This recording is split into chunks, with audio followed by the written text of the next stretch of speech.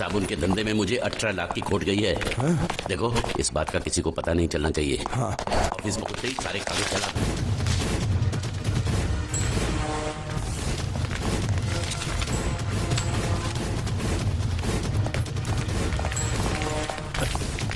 पैसा मिला? जी नहीं मिला। तो फिर यहाँ हाथ लटकाए हुए किस लिए आए हो? एक नंबर के निकम्मे हो तुम। पैसा वसूल नहीं कर सकते? जब मैंने इसे इस गांव की वसूली की जिम्मेदारी सौंपी थी तभी मैं समझ गया था ये कंपनी डूबेगी। मंगल से छुपा कर चुप चुप के मैं तुम्हें इतने सारे पैसे देता हूँ और तुम मुझे ही डुबा रहे हो। मैं क्या बताऊँ सेठ जी, वो जीतू नाम का लड़का इतना चालाक था कि सब उसकी बातों में आ गए, मैं भी आ गया। अरे पैसे तो मेरे डूबे ना। तुम तो कह रहे थे वो पानी में डूब कर मर गया और इंश्योरेंस के पैसे मिल जाएंगे। क्या हुआ उसका?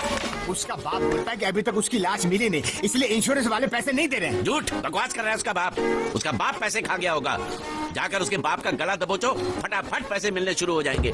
अजी गला दबाना तो कुछ नहीं, लोगों ने उसकी हालत इससे भी ज्यादा खराब कर दी है। बीच बाजार में उसकी धोती उतार दी, घर पे पत्थर फेंके। अब तो लोग बोल रहे हैं अगर उसने पैसे नहीं दिए तो उसका घर जला देंगे। ये हुई ना बात। इसे कहते हैं वसूली। इसे कहते हैं लेनदार। इसे कहते हैं असली हिंदुस्तानी। हिसाब लायो। हाँ हिसाब ये रहा। एक मिनट। ये जीत के बच्चे ने मेरा भाई साहब, काम कर दिया। ओ धोती वाले भाई साहब, सुनिए, मैं प्रभात सिंह चौहान की बेटी हूँ, मीनाक्षी। आप क्या किसी जीत नाम के लड़के को जानते हैं? हाँ, क्या हुआ? अच्छी तरह जानते हैं? बहुत अच्छी तरह। अव्वल नंबर का धोखेबाज था वो, रुपए लेकर पैसे लेकर गायब हो जाता था। अब वो मर गया तो उसकी लाश भी हमको धोखा दे रही, वो भी गायब है। उस साले की लाश जब तक नहीं मिल जाती मैं चैन से सो भी नहीं सकता। उसकी कोई तस्वीर होगी आपके पास? कहीं भी उसकी लाश मिल जाए, उसको पहचानने के लिए सबूत के तौर पर मैं हमेशा उसका फोटो रखता हूँ अपने पास। ये देखो। पूरे गांव को धोखा दिया उसने। भरोसे के लायक नहीं है वो, झूठ पे झूठ बोले जा रहा है और वो गुंडिया भाव का कुछ भी नहीं लगता है। उसके पिताजी स्कूल के हेडमास्टर है और उनको भी नहीं छोड़ा उसने। उसकी वजह से पूरे परिवार का जीना हराम हो गया है।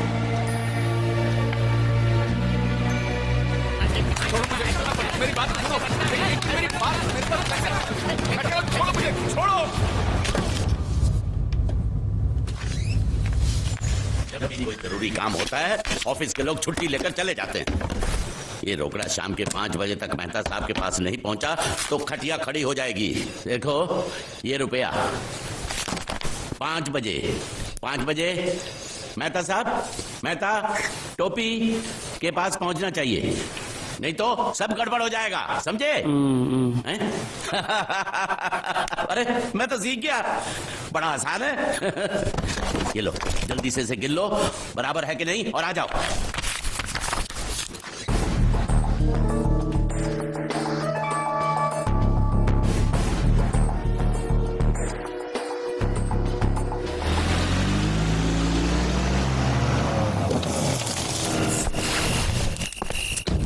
भैया पिताजी अभी तक आए नहीं।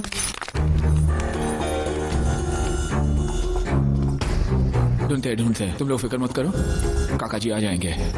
वो लोग बहुत पैसे लेकर गए और साथ में वो लड़का भी है, वो गुंडिया भाव का भतीजा। अगर उसने कुछ... नहीं, वो लड़का ऐसा नहीं कर सकता।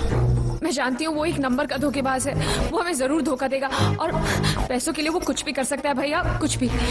मैं जानती हूँ इसलिए कह रही हूँ, आप जल्दी कुछ कीजिए प्लीज। बता साले, वो कब से यहाँ पर है? क्या उनके जाने के बाद किसी का यहाँ पर फोन आया है? नहीं, हमने बहुत जगह ढूंढा लेकिन अभी तक उनकी कोई खबर नहीं आई। चौकी से मैसेज है साहब। उसको गिरफ्तार कर लिया है। ओके, लेकिन वो कुछ बोल नहीं रहा। ओके, वो आदमी हमें मिल गया है लेकिन पूछने पे कुछ बता नहीं रहा। जाके साले को तो झापड़ लगाऊंगा ना तो पोपट की तरह बोलना शुरू कर देगा। चलो।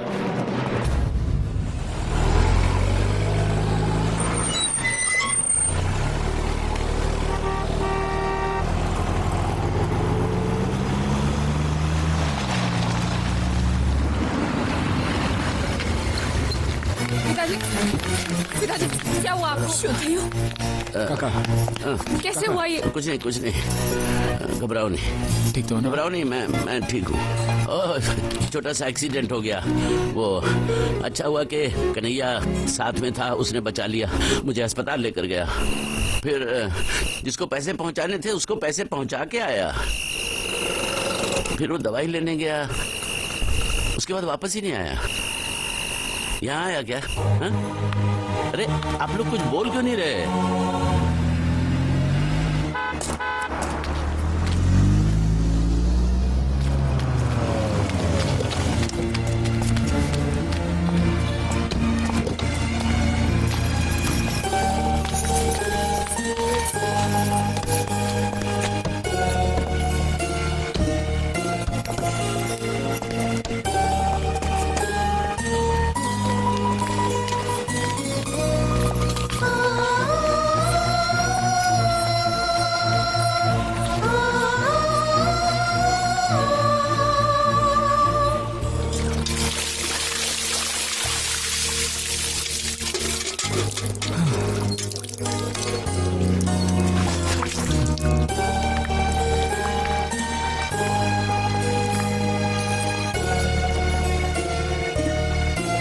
जब तुम वापस नहीं आए तो हमने सोचा कि मैं पैसे लेकर भाग गया। जयदेव प्रसाद मास्टर जी के बेटे ने सब कुछ सीखा है, लेकिन चोरी करना नहीं सीखा,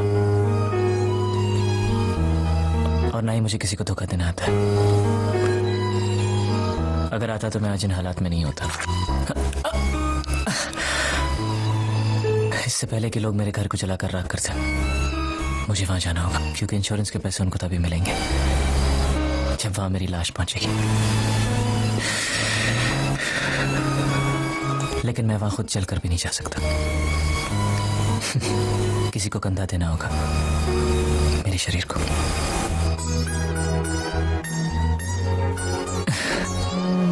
ये मेरा दूसरा जन्म था।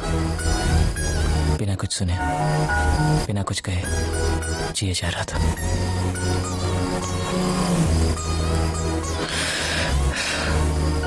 अब वक्त आ गया कि इस जन्म को भी खत्म कर दूं।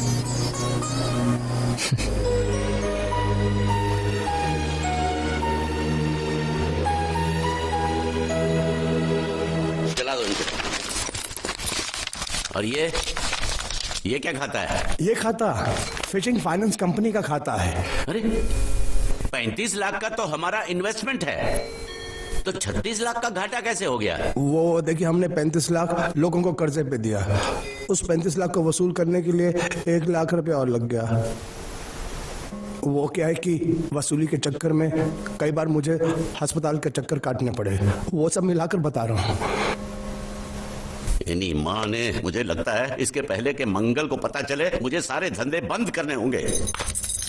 कोई बात नहीं, मंगल भैया को हम बता देंगे, और सिर्फ इस घाटे के बारे में नहीं, इस साल के सभी घाटों के बारे में हम ही बता देंगे। क्या? हाँ, और वो शर्मा जी से कितना वापस लेना है आपको? शर्मा? कौन शर्मा? कैसा शर्मा? कहाँ का शर्मा? क्यों भाई, तुम किसी शर्मा को जानते हो? हाँ, नहीं, कौन सा शर्मा? ये नहीं जानता शर्मा को, मैं नहीं जानता शर्मा को। तुम लोग कहाँ से शर्मा को जानते हो? मैं क्या बात कर? अच्छा, तो वो सब आप मंगल भैया से ही पूछना। देवियो मेरी बात सुनो। देखो बेटा, मंगल भैया को कुछ मत कहना। वो तुम जो कहोगी वो मैं तुमको दूंगा। मुझे कुछ नहीं चाहिए, पहले आप ये आलतू फालतू के धंधे बंद करो और कुछ बड़ा सोचो। करूंगा। आपको मालूम है मंगल भैया का हर बिजनेस फायदे में क्यों जाता है? क्योंकि वो अपने हर धंधे की शुरुआत श्रुति के हाथों करवाते हैं। इसलिए मेरी बात मानो पिताजी, और आप अपनी फाइनेंस कंपनी की नई शुरुआत श्रुति के हाथों से ही करवाओ। लेकिन कैसे? मेरी बात ध्यान से सुनो। आप अभी श्रुति को 13,90,000 दे दो, और वो अगले साल आपको सूद समेत सारे वापस लौटा देगी।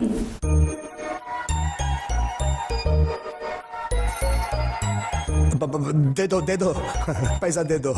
वैसे भी हर साल हम बाहर पैसा देकर घाटा ही करते हैं ना। इस बार ये चांस इनको देते हैं, अगर घाटा होगा तो घर में ही होगा ना।